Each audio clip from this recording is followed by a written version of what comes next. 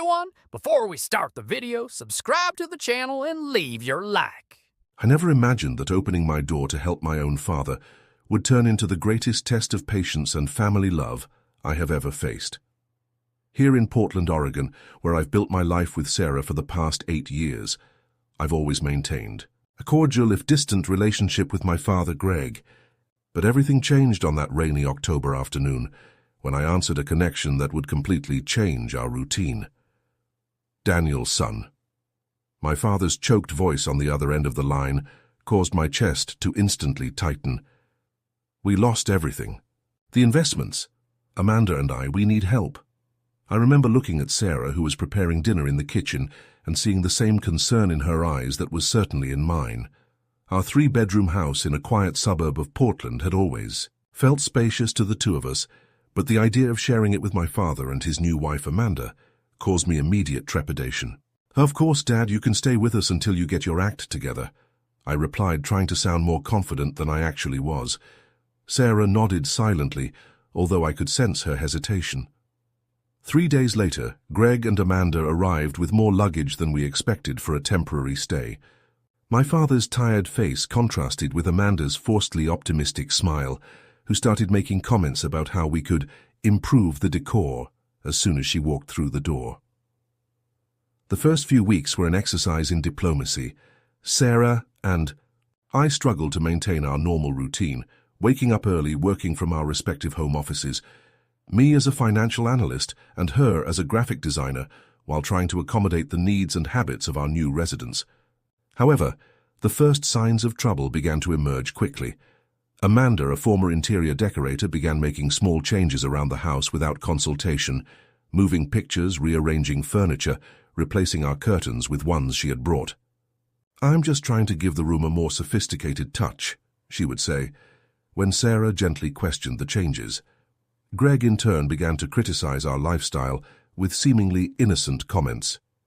"Do you really need to work so much? Back in my day, we knew how to enjoy life more." The irony of such a comment coming from someone who had just lost everything in risky investments was not lost on me, but I bit my tongue to keep the peace.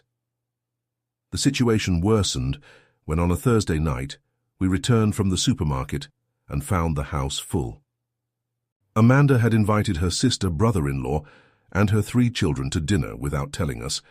Our kitchen, which Sarah kept meticulously organized, was in chaos with dishes we didn't even recognize being prepared. I thought it would be a good surprise, Amanda exclaimed excitedly, while her sister Susan went through our china cabinet looking for glasses. Family is family, right?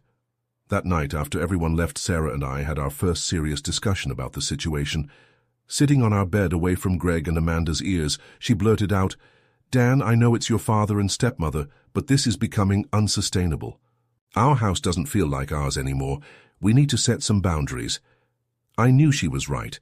The next morning I decided to have a heart-to-heart with my father about future plans. I found him alone on the porch drinking coffee. "Dad, do you think you'll be able to find a place of your own?" I asked, trying to sound casual. The silence that followed was deafening. Greg lowered the cup, slowly avoiding my gaze. "Son, I need to be honest with you," he began hesitantly. "That money we had saved to start over. Well, Amanda and I decided to go on a cruise last month. We thought we deserved some time to process everything that happened." I felt my stomach sink. A cruise with the money they had to start over. "It was a hasty decision, I know," he admitted, still without looking at me. But Amanda insisted that we needed this time together to strengthen ourselves as a couple. At that moment, I realized that what had started as a gesture of family help had turned into something much more complex. It wasn't just about providing temporary shelter. My father and Amanda had consciously or unconsciously decided to turn our house into their new permanent home. The sound of Amanda's laughter coming from the kitchen, where she was once again rearranging our drawers, echoed through the house. Sarah was in our office with the door closed, probably trying to work through the chaos our life had become. Sitting there with my father, I faced the first of many moral dilemmas to come. How do I balance my responsibilities as a son with my life as a husband and homemaker?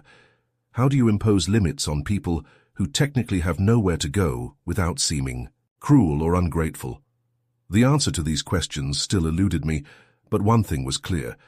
Our peaceful life in Portland had turned into an emotional minefield, and I would need to find a way to navigate it, without destroying either my marriage or my relationship with my father. As I watched the light rain begin to fall on our garden, which Amanda was already planning to revitalize, I realized that this would be just the first of many battles that lay ahead. The question was no longer whether we could resolve this situation, but how long our relationships could withstand this new reality. The tension in our house grew every day after the Cruz revelation. Sarah and I tried to maintain our composure, but it was like walking on broken glass. One particularly difficult morning, I woke up to the sound of furniture being dragged downstairs. As I walked downstairs, I found Amanda supervising two men carrying our couch toward the garage. "Amanda, what's going on here?" I asked, still trying to process the scene. "Oh, Daniel, I'm glad you're awake." She smiled, excited. "I got a wonderful bargain online. This new set suits the energy of the house much better. Your old couch was so dated." I stood transfixed watching our comfortable brown sofa, a wedding, gift from Sarah's parents, be replaced by a modern pastel set that looked like it came out of a decorating magazine. Sarah had a special attachment to that piece of furniture, and I knew that went beyond all limits. "You can't just move our furniture without permission," he said, trying to remain calm. "This is our home." "Honey," Greg interjected, heading downstairs. "Amanda's just trying to help. Besides, you youngsters need a more mature perspective on decorating." The word mature hit me like a slap. Before I could respond, Sarah appeared in the doorway, still in her pajamas, and her expression upon seeing the scene broke my heart. She simply turned her back and walked up the stairs, slamming our bedroom door. The following weeks were a constant test of patience. Amanda not only redecorated our living room, but also began updating other rooms. Our picture frames were replaced. With artificial arrangements, curtains were changed without consultation, and even our refrigerator got a new organization system with labels in vibrant colors. The last straw came when Amanda decided to hold a small meeting of her book club at our house. Small by her definition meant 15 ladies occupying our living room, openly criticizing our book collection and leaving wine stains on the new sofa she had chosen herself. Sarah, who used to work from home, started spending more time at the local cafe. "I can't concentrate with Amanda, constantly coming into the office to make suggestions on how to organize my desk," she vented one night. Mealtimes, which had once been quiet times for Sarah and I to talk about our day, turned into a stage for Amanda, to share endless stories about her previous social life and criticize our too simple eating habits. Greg just went along with everything, avoiding any confrontation. One night after another tense dinner, I decided to have a serious talk with Sarah in our room. "We need to do something," she said, sitting on the edge of the bed. "I'm losing my sanity, Dan. This isn't our home anymore." "I know," I replied, sitting next to him. "But how can I just kick out my own father?" "I'm not suggesting kicking them out," Sarah sighed. "But we need to set clear boundaries. Maybe we could help them find a small apartment. We could even contribute to the initial rent." The suggestion was sensible, but knowing my father and Amanda, I knew it wouldn't be that simple. Still, I agreed to try. The next morning, I prepared a list of affordable apartments in the area and sat down with them over breakfast. I found some interesting housing options. I began trying to sound casual as I slid the ads across the table. Amanda barely looked at the papers. "Oh, honey, that's really sweet of you, but we don't need to worry about that right now. We're so comfortable here, and I have so many plans for the garden in the spring." "Amanda," I interrupted, gathering my courage. "You guys can't live here forever. Sarah and I need our space back." The silence that followed was deafening. Greg slowly lowered his newspaper, and I could see the hurt in his eyes. "So this is how you treat your own father, after everything I've done for you all these years?" His voice shook. "I thought family meant more to you, Daniel." Guilt hit me like a wave, but before I could respond, Amanda began to cry silently, a sight I had seen a few times before when things didn't go the way she wanted. "We're just trying to help you too," she sobbed, "to make this house a more sophisticated place, more suitable for receiving people. But if we are not welcome..." "It's not that," I tried to explain, but realized it was useless.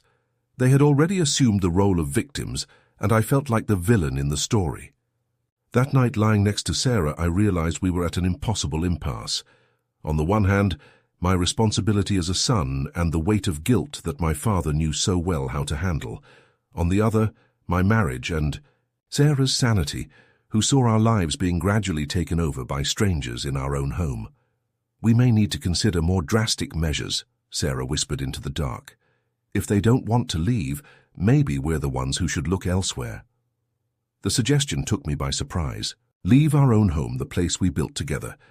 But as the sound of Amanda's laughter echoed from downstairs, where she was watching her favorite TV shows at high volume, I began to consider that maybe Sarah was right. Our home had become an emotional prison, and each day that passed seemed to take us further away from each other. The question now was no longer just about physical space, but about preserving our own identity as a couple. I fell asleep with a weight on my chest, knowing that the decisions we would have to make in the next few days could permanently change not only our lives, but also my relationship with my father. The line between familial love and self-protection has never seemed so thin. The situation at home reached a critical point when one Thursday afternoon I received an urgent call from Sarah at work. His voice was shaking on the phone. "Dan, you need to go home now. Amanda is doing something. You won't believe it." I drove the 20 minutes of the journey imagining the worst possible scenarios, but nothing prepared me for what I found. Our old master suite, the room Sarah and I had occupied since we bought the house, was being completely renovated. The walls, previously a soft shade of blue that Sarah had carefully chosen, were being painted a coral pink. Our furniture had been piled up in the hallway. "Surprise!" Amanda exclaimed when she saw me holding a paintbrush. "Greg and I decided that you would be much more comfortable in the guest room. This room has the best view of the garden, and with my back problems I need more space." Sarah was leaning against the opposite wall, pale and silent. Greg supervised 2 professional painters that Amanda had hired on our credit card, as I later discovered. "This is unacceptable," I declared, feeling an anger I had never experienced before. "You can't just take our room, Daniel," my father interjected in that condescending tone that was becoming common. "Your stepmother needs comfort. You are young, you can adapt easily." At that moment, something inside me broke. It wasn't just about a room, it was about respect boundaries and the complete lack of regard for our privacy and autonomy. "Sarah, will you excuse us?" I asked, keeping my voice controlled. "I need to talk to my dad and Amanda." As soon as Sarah left, I closed the door and faced them both. "This ends now. You have a week to find another place to live." Amanda immediately started her tearful show, but this time I wasn't moved. "How can you be so cruel after everything we've done to improve this house?" "To improve," I retorted. "You have systematically destroyed everything Sarah and I built. You changed our decor. You criticize our lifestyle. You invite people over without permission. And now it's no longer acceptable." Greg stood up, his expression hardening. "Son, you are being ungrateful. Your mother would be embarrassed to see how you are treating your family." The mention of my mother was the lowest blow. "Don't you dare use Mom in this argument," I replied, shaking with anger. "She taught me about respect and boundaries, things you guys seem to have completely forgotten." The silence that followed was heavy. The painters, embarrassed, stopped their work and discreetly left the room. "If you can't find a place in a week, I'll pay for a month's hotel for you," I continued, calmer. "But you can't stay here anymore." "You can't kick us out like that," Amanda protested. "We have rights." "Actually, they don't," I replied. "This is our home, and you are guests who have gone beyond all possible limits." I left the room to find Sarah in the hallway, silent tears streaming down her face. I hugged her tightly, feeling her body tremble. "Let's go for a walk," I suggested. "We need to talk." At the local cafe where Sarah now spent her afternoons working, we discussed our options. "I can't live like this anymore, Dan," she confessed. "It's destroying our life, our marriage." "I know," I replied, holding his hand. "And I'm sorry I let it get to this point. I should have been more firm from the beginning." That night when we returned home, we found Amanda and Greg sitting in the living room with somber expressions. "We've decided we're going to live with Amanda's sister temporarily," my father announced, his voice thick with resentment. "It's the best decision," I replied, standing firm, despite the guilt that threatened to consume me. The following days were tense.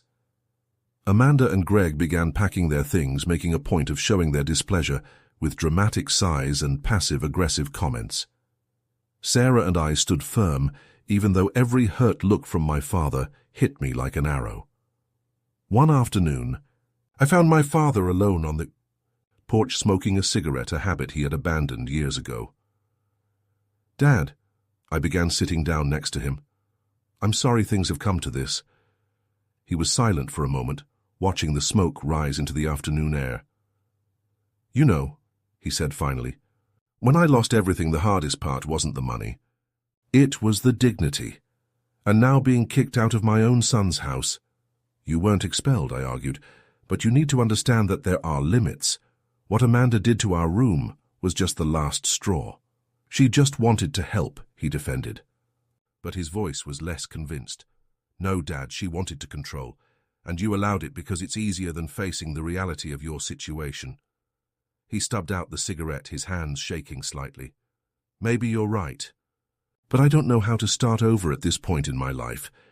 We can help," I offered, "but they need to accept help on our terms, not taking over our lives."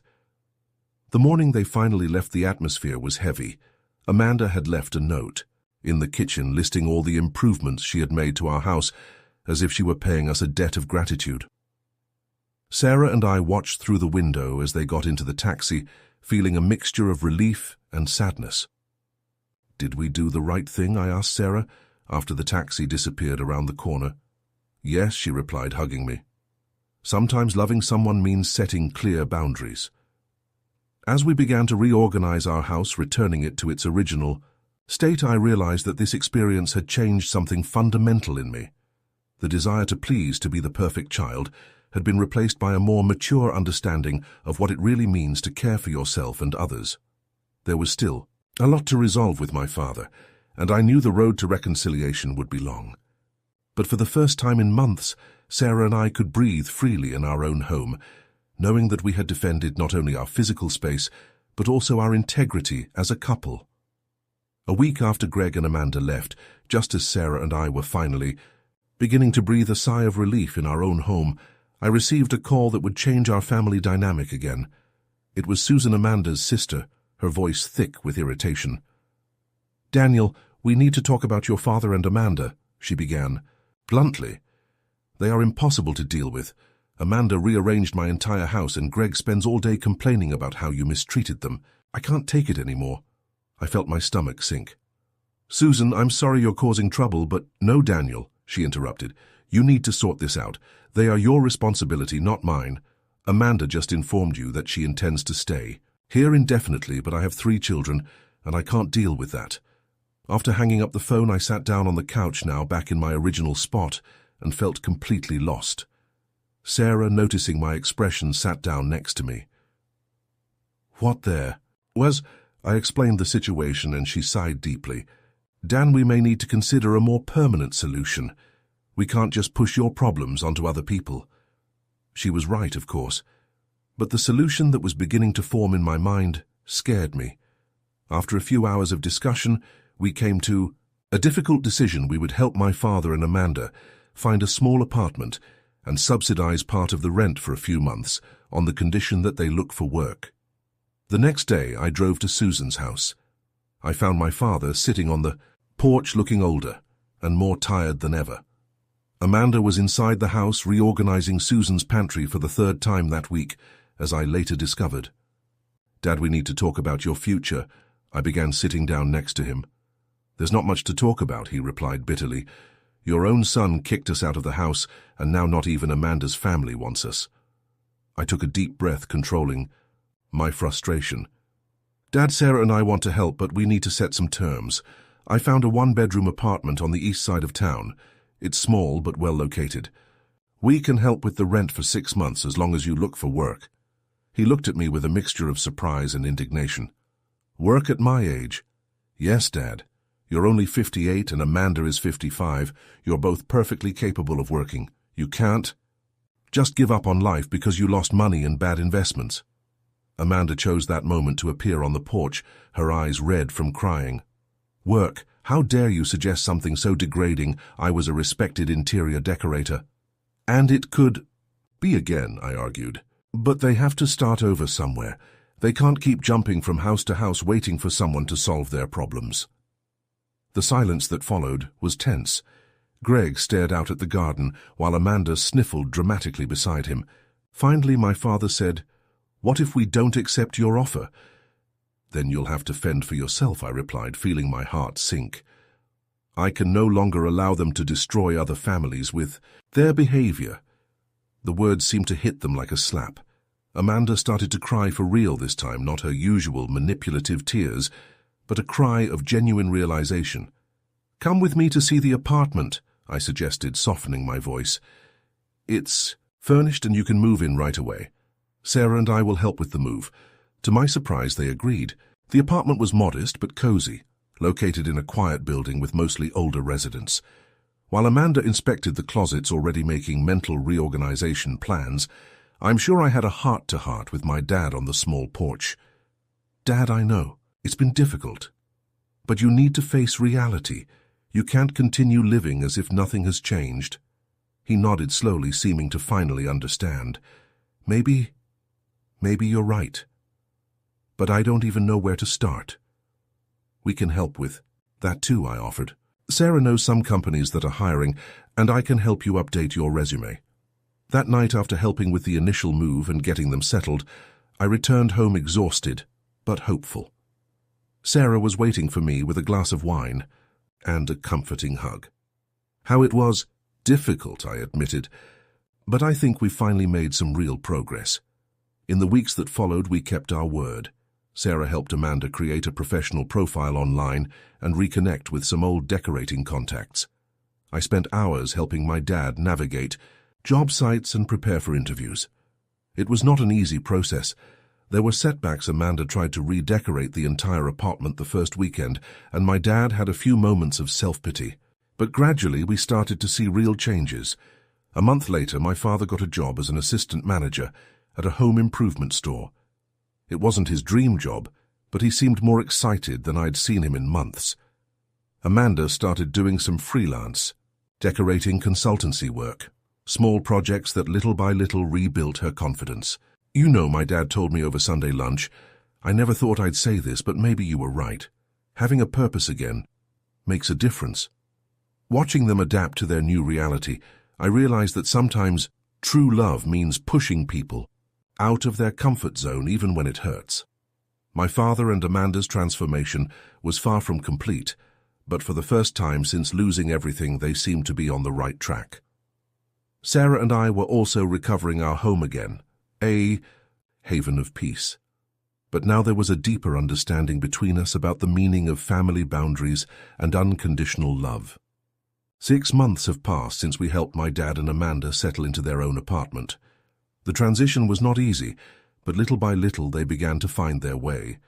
One Saturday morning, as Sarah and I were drinking coffee on our restored porch, I received an unexpected text from my father. "Son, Amanda and I would like to invite you to dinner at our house today. We have something important to share." Sarah noticed my hesitation when reading the message. What it was? "My dad invited us to dinner," I replied, still looking at my phone. "I don't really know what to expect." "I think we should go," she said, surprising me. "They've been trying hard the last few months." It was true. Since moving into the apartment, the changes have been gradual but significant. My father had been promoted to manager at the home improvement store, and Amanda was beginning to build a small but dedicated clientele for her decorating services, focusing on modest projects and online consulting. When we arrived at their apartment that night, the first thing I noticed was how different the space felt. Amanda had decorated sparingly, maintaining a balance between comfort and style that she had never been able to achieve in our home. Even more impressive was seeing my father in the small kitchen preparing dinner. "I learned how to cook," he announced proudly as he showed us a roast in the oven. "YouTube is an amazing thing. Amanda served us water in simple glasses, not the crystal glasses she usually insisted on using, and sat with us in the living room. There was a new serenity in his demeanor, something I had never seen during his stay at our house. Daniel. Sarah, she began, her voice softer than usual. First, we want to apologize. Real apologies, not the manipulative ones I used to give. I exchanged a surprised look with Sarah. Amanda continued. Losing everything sent us into a panic. Instead of facing reality, we tried to hold on to what we had before imposing our presence on their lives in completely inappropriate ways. My father joined us, drying his hands on an apron. Son, you were right. We needed to start over, not pretend that nothing had changed. It was hard to admit that, but now I see that kicking us out of your house was the best thing you could have done. For us. The dinner that followed was surprisingly pleasant. My father told us about his customers at the store, about how useful he felt again. Amanda talked about her decorating projects, now focused on helping people with limited budgets create welcoming spaces. Do you know what I learned? She reflected as we served dessert. Before I measured my worth by the size of the projects I did by the expensive furniture I chose. Now when I help a single mother transform her small apartment into a welcoming home with limited resources, I feel a satisfaction I've never experienced decorating mansions. Sarah, who had remained cautiously silent for much of the night, finally spoke up. I'm glad to see you guys finding your way. It was then that my father and Amanda exchanged glances, and I realized there was more to come. Actually, my dad began, that's why we wanted you here today. Amanda and I decided to move to Phoenix. I got a transfer to a larger branch of the store there, and Amanda already has some online customers in the area. Phoenix, I repeated, feeling a confused mix of emotions. But it's so far. We need to do this, Daniel, Amanda explained. Not just for the professional opportunity, but because we understand that we need to give you space to live your lives. We can't depend on you forever, even if now it's just rent. I felt Sarah squeeze my hand under the table. She knew, as I did, that this was a significant moment. Besides, my father added with a shy smile, we already found an apartment there. Small, but we can afford it ourselves. For the first time since we lost everything, we won't need anyone's help. The pride in his voice was palpable, and I felt my eyes filling with tears. This was the father I knew before everything fell apart. Determined, independent, dignified. In the weeks that followed, we helped with preparations for the move. It was different from last time now. There was planning, purpose, and most importantly, mutual respect. Amanda sold much of the furniture she had accumulated, keeping only the essentials. Less is more, she said, laughing at her old behavior. The morning of our departure, as we loaded the last boxes into the moving truck, my dad pulled me in for a hug. Thank you, son, he whispered, for not giving up on us even when we deserved it. Sarah and Amanda said goodbye with a genuine hug, something that would have seemed impossible months ago. Take good care of him, Amanda told Sarah, and thank you for teaching me, even if indirectly, about the true meaning of having a home. Watching the moving truck drive away, Sarah laced her fingers through mine. Are you well? I am, I replied, realizing it was true. It's weird, but for the first time in a long time, I feel like I actually have my dad back. We went back to our house, our real home, and sat on the porch, the place where so many difficult conversations had taken place over the past few months. The garden that Amanda once wanted to revitalize was blooming naturally, its soft colors, contrasting with the Portland sky. You know what's funny, Sarah mused. In the end, this whole experience made us stronger, as a family, as a couple. She was right. What started as a crisis had turned into a journey of growth for all of us. My dad and Amanda had found new purpose, and Sarah and I had learned the value of setting healthy boundaries without losing compassion. That evening, we received their first message from the road, a photo of the desert sunset with the caption, On, our way to our new beginning. Thank you for helping us find our way. And just like that, our story of chaos and home invasion had transformed into one of redemption and renewal. Sometimes I reflect you have to lose everything to find what really matters.